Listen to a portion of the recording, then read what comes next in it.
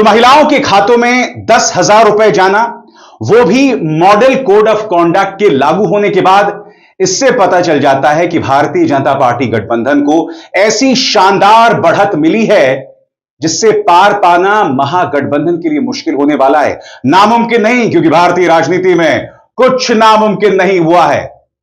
मगर जैसे मैंने पहले भी बताया था दोस्तों, जब 100 मीटर की रेस होती है ना, तो भारतीय जनता पार्टी का जो प्रत्याशी होता है या बीजेपी खुद 50 मीटर पर जाकर खड़ी होती है। उसे सिर्फ 50 मीटर पार करना होता है और विपक्ष को पूरा 100 मीटर। यह फर्क है। आज बाकायदा मिसाल के साथ मैं प्रमाणित करने वाला हूं। आपके सामने यह हैं भाजपा के पूर्व मंत्री और नेता आर.के. सिंह। इन्होंने बिहार के अंदर हजारों करोड़ के घोटाले की बात की। एबीपी न्यूज ने भी इसकी चर्चा की थी, मगर रहस्यमय तरीके से वो खबर गायब हो गई। एक सवाल मैं आपसे पूछना चाहता हूं। सैम पिट्रोडा कुछ भी कहते हैं, रोज प्राइम टाइम डिबेट होती है।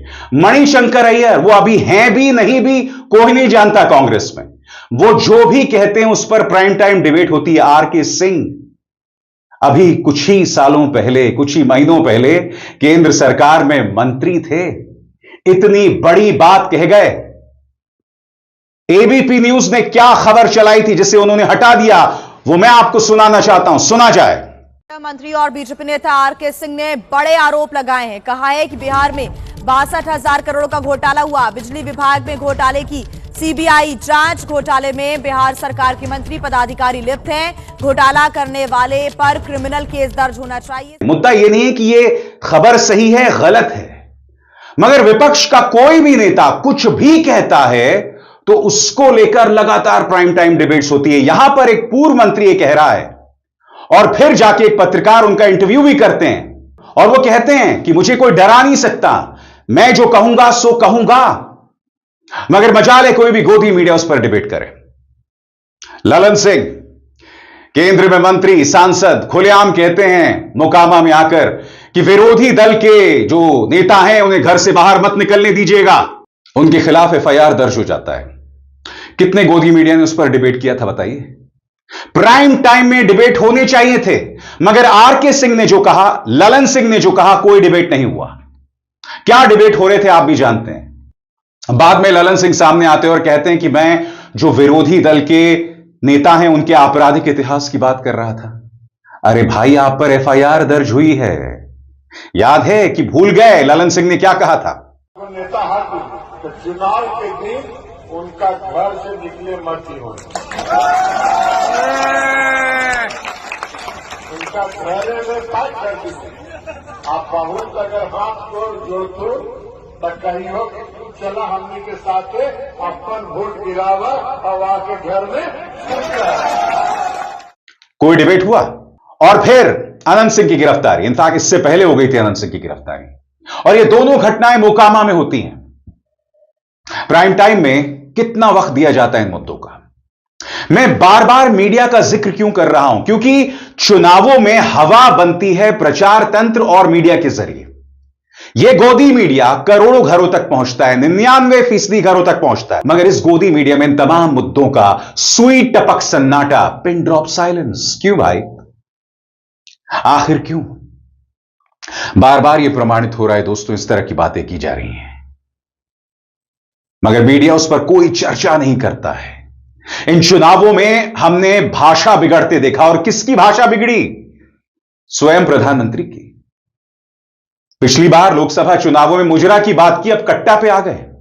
क्या गोदी मीडिया ने उन्हें कटघरे में रखा? क्या सवाल किया गया? सुनिए प्रधानमंत्री ने क्या कहा था, वो गौरवान्वित करने वाला लम्हा। नामांकन वापस लेने से एक दिन पहले बिहार में बंद कमरे में गुंडागर्दी का खेल खेला गया था। कांग्रेस कभी नहीं चाहती थी कि सीएम पद पर आरजेडी के नेता का नाम तय हो, लेकिन आरजेडी ने भी मौका छोड़ा नहीं।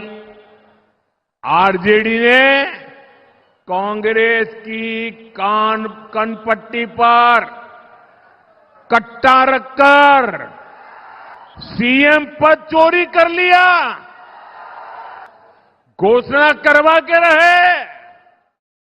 हम नहीं भूले हैं बिहार की सड़कों पर छात्रों को किस बेरहमी से पीटा गया था। यह तस्वीरें आपके सामने हैं। क्या छात्र इस मुद्दे पर वोट करेगा या फिर पोलिंग बूथ में जाके उसे इस बात का आभास हो जाएगा कि मैं हिंदू हूं और अगर मैंने भारतीय जनता पार्टी के पक्ष में वोट नहीं किया तो हिंदू खतरे में पड़ जाएगा। यह बात अलग है कि भाजपा की सोच हिंदू को सिर्फ डब्बू, डराकर या धमकाकर रखने की और इसके अलावा कुछ नहीं। आपके मुद्दे उठाना एंटी नेशनल हो जाता है, जेन जी की बात करना देश विरोधी हो जाता है। तो देखना है दोस्तों, युवा आखिर किन मुद्दों पर वोट करने वाला है। मगर यकीनन विपक्ष की राह बहुत मुश्किल है, क्योंकि जैसे मैंने बताया 10,000 रुपए जब खाते में चले जाते हैं, और सिर्फ 10,000 नहीं 30,000 रुपए जब खाते में चले जाते हैं तो उसके बहुत मायने होते हैं। और यह मत भूलिए कि बिहार एक गरीब राज्य है। अब देखना यह है कि इसका असर जनता पर पड़ता है कि नहीं। हालांकि इसमें दो राय नहीं है कि विपक्ष ने पुरजोर तरीके से चुनाव लड़ा। खेसारी, तेजस्वी यादव, राहुल गांधी ने पुरजोर तरीके से मुद्दे रखे। राहुल गांधी वोटर अधिकार रैली के साथ निकले। हालांकि कई जमीनी पत्रकार कह रहे हैं कि जमीन पर, बिहार की जमीन पर वोट चोरी मुद्दा नहीं है। तो बिहार में पहले चरण का चुनाव संपन्न हो गया है और जिस तरीके से लोगों ने मतदान किया है, भारी संख्या में लोग पहुंचे और अपने मताधिकार का प्रयोग किया। तो ये है बिहार की खबर। और इस वीडियो में जो अभिषेक शर्मा बता रहे हैं कि किस तरीके से बीजेपी चुनाव के नियमों की धज्जियां उड़ा रही है और चुनाव आयोग भी कुछ नहीं कर रहा है, केवल तमाशा देख रहा है।